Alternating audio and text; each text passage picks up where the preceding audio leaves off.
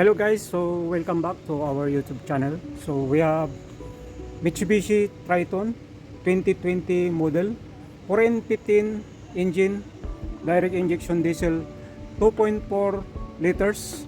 So our video episode for today, we're going to check and clean our variable geometric turbocharger. So before we start, I want to invite you to subscribe to our YouTube channel.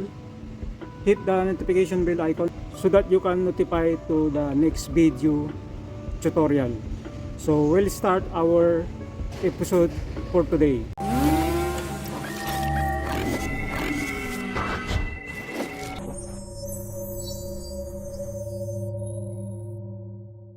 First step to do, we will remove this hose clamp of our air cleaner. Together this air cleaner housing cover this breather hose with the clamp and this pipe of our variable geometric turbocharger. Okay,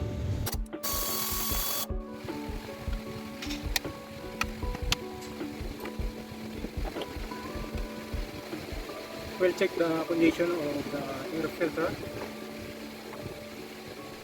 Still clean, no problem, no dust in the surface of our air cleaner. Next is we will remove this hose. Remove hose clamp.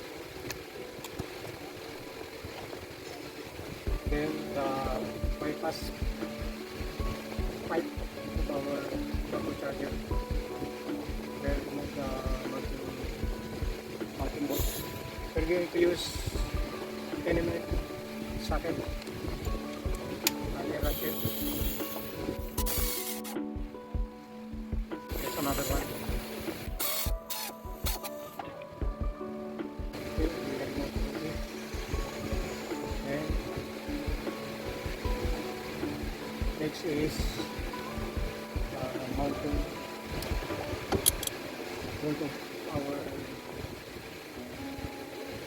pipe.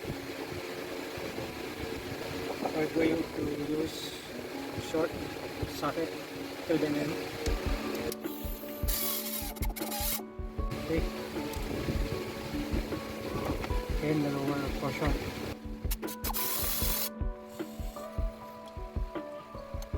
Okay guys, so we're ready to remove the mounting bolt.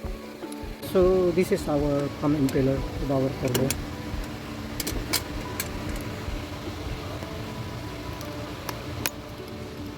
So we have to check the condition of the pump impeller.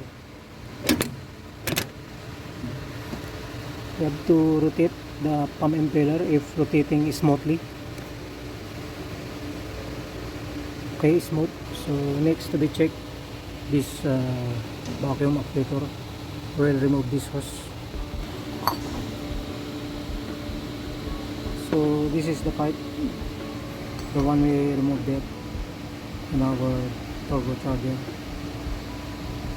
We'll fix it back after we clean our turbo and after we inspect the condition of our turbocharger. Okay, we will remove the hose of our vacuum actuator, of our wasket plug. Okay, we will install our vacuum pump.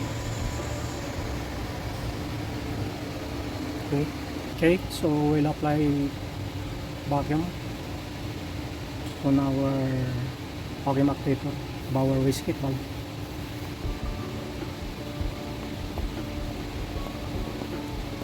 So the gates increasing from 0 going up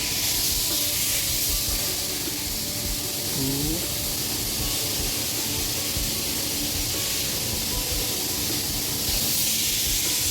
10 psi.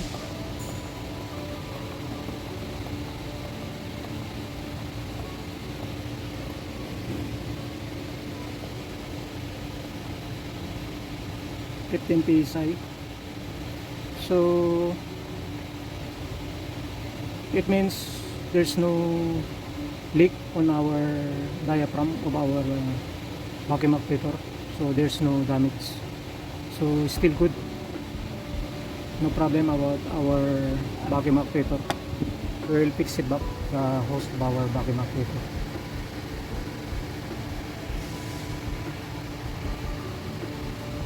Next to be removed, we'll remove this hose clamp together. This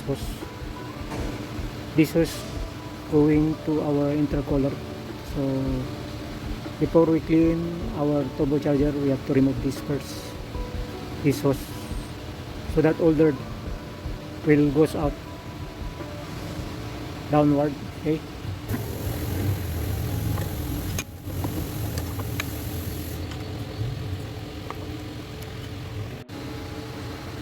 Okay, we will pull it down, our hose clamp. Then we'll remove the hose in our pipe, our turbocharger. Okay, we'll remove this gasket so that it will not fall down during cleaning of our turbocharger. Then we will start our engine so that we can spray here, so that all dirt goes out here in this pipe. Okay, guys, so we will start the engine. We'll depress the clutch pedal so that we can start our engine. Make sure that the transmission shifting lever was in neutral position before you start the engine. Okay, we will start the engine.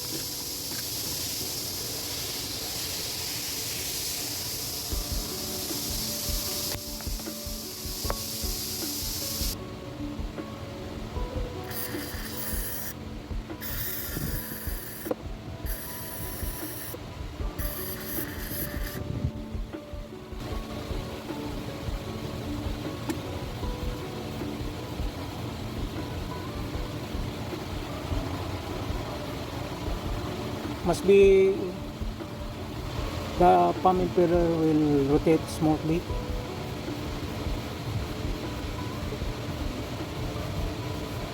If it's smooth, it indicates that still the shaft of our pump impeller is in good condition. Okay, so it's already clean, the pump impeller. Now we will return it back, our hose together the clamp.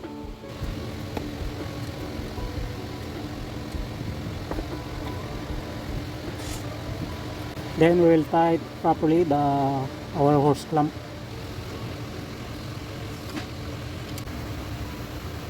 Use number 7 mm open range so that we can tighten properly the hose clamp so that it will not goes out later on. Make sure secure that tighten properly.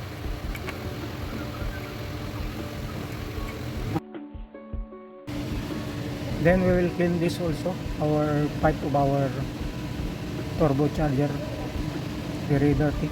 Okay, you can use the WD-40 for cleaning. Okay guys, so this is the one we finish cleaning with the WD-40 we use for cleaning our pipe. Okay, we'll fix it back all the parts that we removed. Okay, so our pipe gasket with the bolt we will install.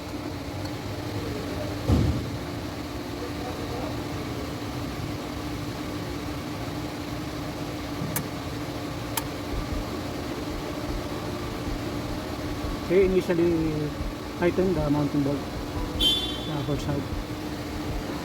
Then we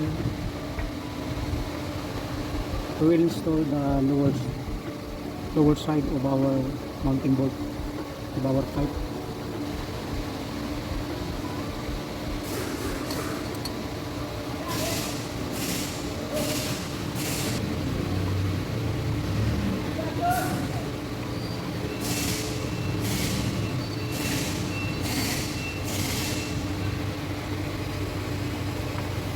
Okay, then we will tighten.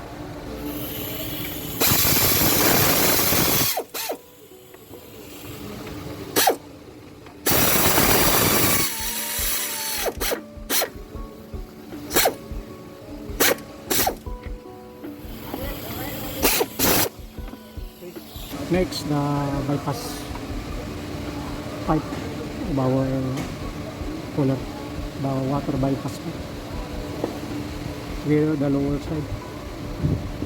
Okay.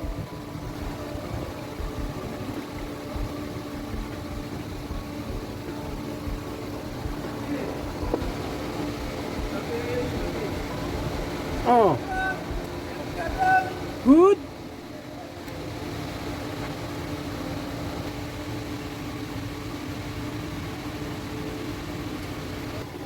Okay, we will tighten using pin and end.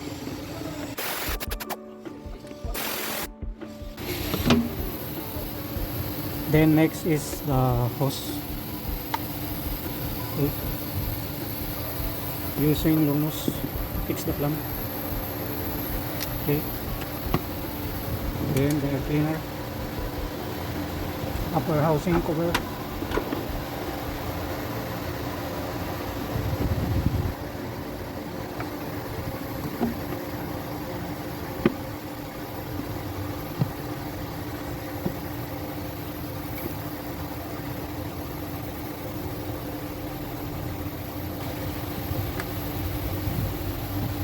Then tighten.